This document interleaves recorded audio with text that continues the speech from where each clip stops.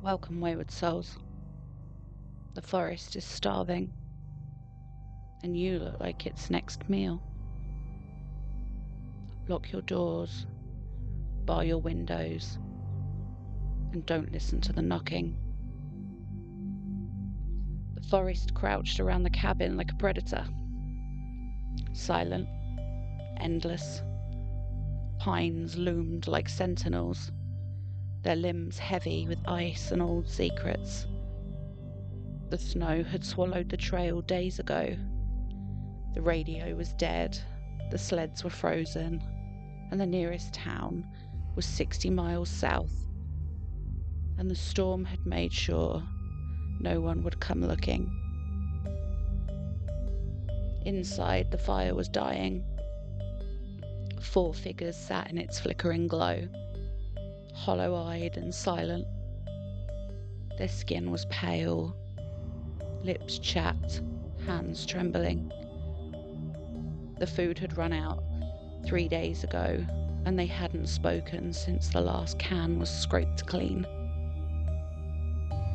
Jude sat by the window unmoving, his breath fogged against the glass. He hadn't blinked in what felt like hours. He was watching the tree line. Something moved out there. Not fast, not loud. Just there. A shape that didn't belong. It didn't walk, it almost glided, and it just watched. Jude didn't say a word, he just pressed his hand to the window as if to hold it back. 3 knocks. Not from fists or from hands, but claws. Let me in. I'm so cold. The others stirred, eyes wide. No one moved closer to the door. They knew that voice. That was Nora's voice. But Nora had died last week. Starved. Buried beneath the snow. They'd dug her grave with their bare hands. No one spoke. No one breathed. Then Jude stood, slowly as if pulled upright by a string. He opened the shutter just a crack, and outside in the snow, something stood. Naked, emaciated, skin stretched tight over bone, grey and glistening. Its mouth hung open impossibly wide, and from its skull rose twisted black antlers. It smiled, and then it screamed, and the windows exploded inwards. The fire died in a hiss of snow and ash, and darkness swallowed the room, and the forest exhaled. The cabin was silent. The fire had died. The windows were boarded with whatever they could find. Chair legs, broken shelves, masons' old crutches. But the cold still crept in, curling around their ankles like a living thing. They took turns keeping watch. Jude's shoulder was wrapped in a blood-soaked towel, his breathing shallow, fevered, and the wound pulsed beneath the cloth, black veins spidering out from the bite. He hadn't said a word since the scream. Outside, the snow had stopped falling, but the forest was louder now, creaking, clicking, whispering. Something was moving between the trees. Caleb pressed his ear to the wall, and his breath caught. There were no footsteps, and too many footsteps all at once. They circled the cabin, Fast, then slow, then fast again, like something was pacing or hunting. And then 3 knocks. Always 3. Then silence. Then something landed above them. The roof groaned under its weight. Sarah clutched the axe tighter, her knuckles white, her eyes locked on the ceiling, and a slow, steady drip began to fall from the rafters. Thick and viscous. Blood. They looked up, and a hand was hanging through the boards. Small and pale fingers gnawed to the bone, and a wedding ring still clung to one shattered knuckle. Nora's hand. It dropped into the room like a corpse from the gallows. The Wendigo. Its limbs were too long, bending the wrong way. Its ribs jutted like knives, and its face was a ruin. Skin peeled back to reveal a grin of exposed jaw and shattered teeth, and blood dripped from its antlers. It moved fast. Freakishly fast. Mason didn't even scream one moment. He was there, and the next, he was on the floor. His chest split open like a rotted pumpkin. The creature buried its face in him, tearing, gorging, slurping. The others tried to run. Jude crawled, dragging his ruined leg, and Sarah pulled him back towards the room. Caleb slammed the door shut behind them, and they just listened. The chewing stopped. I'm still hungry. The night stretched on, and the hunger grew, and the cabin grew quiet again. Too quiet. The kind of quiet that presses against your eardrums until you start to hear things. Your own blood, your own breath, the creak of your bones as you shift in place. They had dragged what was left of Mason into the back room, covered him with a tarp. But the smell still clung to the air, copper and bile, like rot in the walls. Jude hadn't moved since the attack. His fever had worsened, and his skin was slick with sweat, but his lips were blue. He muttered in his sleep, words that didn't sound like English or even human. Sarah sat beside him, staring at the floor. Her hands were raw from scrubbing. The blood wouldn't come out of the boards. It had soaked too deep. And somewhere in the walls, something was moving again. Caleb pressed his ear to the timber, but nothing. He backed away slowly, cautiously. They hadn't spoken in days. Words felt dangerous, like they might summon it back somehow. Instead, they just listened to the wind, to the whispers, to the sound of Jude's breathing, wet and ragged, like something drowning in its own lungs. Sarah flinched. Caleb raised the axe, and nothing came. Not yet.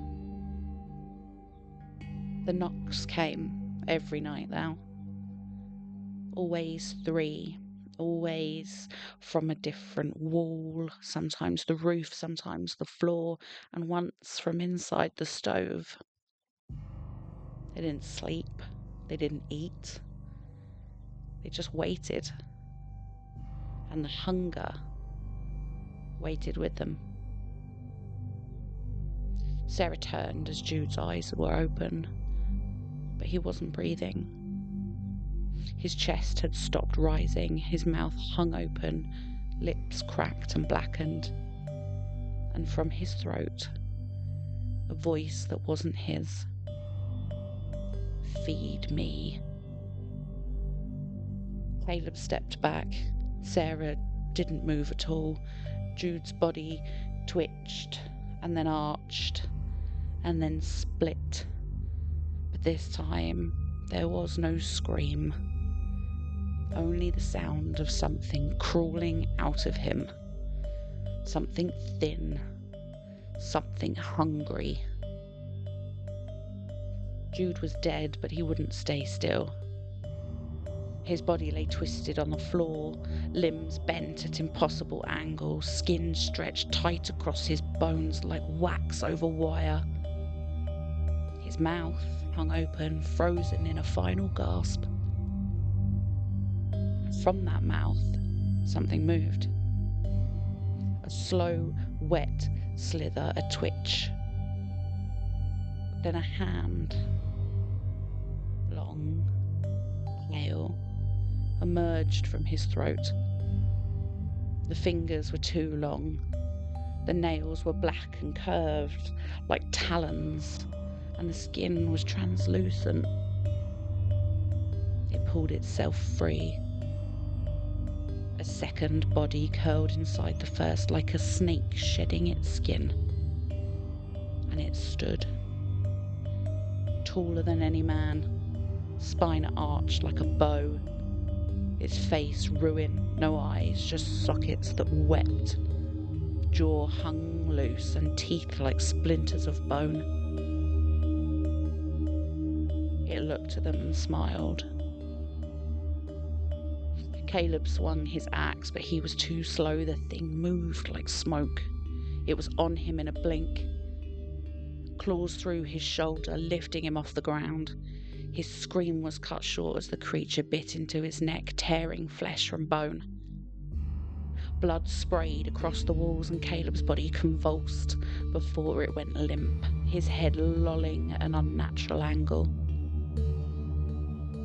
Sarah ran. She didn't look back. She didn't scream. She just ran. Through the back door, into the snow, into the trees. The cold hit her like a wall. Her breath turned to ice in her throat. Her bare feet split open on the frozen ground, leaving a trail of blood behind her. The moon lit the snow like bone, and she ran and ran until the trees thinned, until the wind changed, and then she saw it. A clearing, and in the centre, a tree, dead, blackened, split down the middle like a wound. Its bark carved with symbols, spirals, antlers, mouths, and at its base, hundreds and hundreds of bones. Skulls, ribs, spines, all picked clean. Sarah fell to her knees as the forest fell silent. It was too late. A breath on her neck, then teeth, and then nothing. They arrived at dawn. 3 men in orange parkas, faces wrapped in frost-stiffened scarves, boots crunching through the crusted snow. A helicopter had spotted the smoke trail 2 days ago. Thin, black and wrong. The storm had delayed them, but now the wind had died, and the forest stood still. The lead, Officer Griggs, raised a hand. The cabin stood ahead, half buried in snow. The roof had partially collapsed and the windows were shattered. No footprints, no movement, just silence. They approached slowly, rifles slung, radios crackling with static. The door was ajar and inside it was dark, and the first thing they noticed was the smell. Not just death, not just rotting carcass, but something else. Griggs stepped inside. The walls were black with soot, the hearth was cold. Blood stained the floor in wide sweeping arcs, some dried, some still tacky. Symbols had been carved into the wood. and the second officer, Ramirez, gagged behind his mask. The third moved toward the back room, but he didn't make it far. There were bones, piles of them, some stripped clean, others still slick with gristle. A rib cage nailed to the wall in the shape of a star, a spine coiled like a serpent around a broken chair, and a human jawbone resting in a bowl of frozen blood. And right in the center, a body, or what was left of one. It had been arranged with care, kneeling, head bowed, hands clasped in prayer, but the face removed, peeled away like bark. Griggs turned to speak, and then stopped dead. There was something carved into the floor beneath the body, a spiral etched deeper into the boards, and at its center a single word: hunger. Paul raised his flashlight up towards the rafters and screamed. Above them, nailed to the beams, were the rest of the missing, or what was left of the rest of the missing. Their bodies had been opened, hollowed out, their organs removed and placed with snow, packed tight like stuffing. Their mouths were sewn shut with pine needles, but their faces were smiling. Griggs stumbled backwards, hand on his radio, and then froze. There were footsteps outside. Not boots, but bare feet. Slow, deliberate. The team turned toward the door, and a shadow passed at the threshold. And then a voice. Low, wet. You came, and I'm hungry.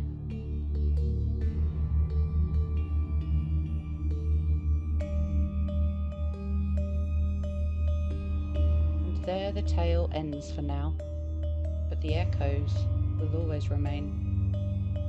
If you've enjoyed your stay here in my domain, leave your mark. A review, a whisper, a 5-star sigil. Until next time, wanderers, I've been Fauna Blakewell, and you've been changed forever.